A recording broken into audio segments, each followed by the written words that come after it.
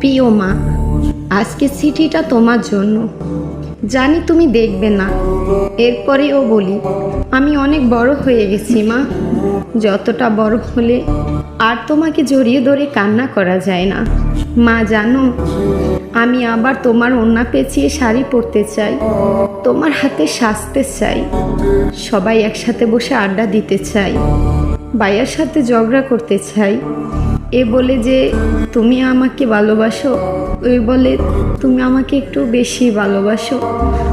আবার ছোটবেলা ফিরে যেতে চাই মা। মা, ঘুম না আসলে তোমার হাঁটুতে শুয়ে থাকতে চাই।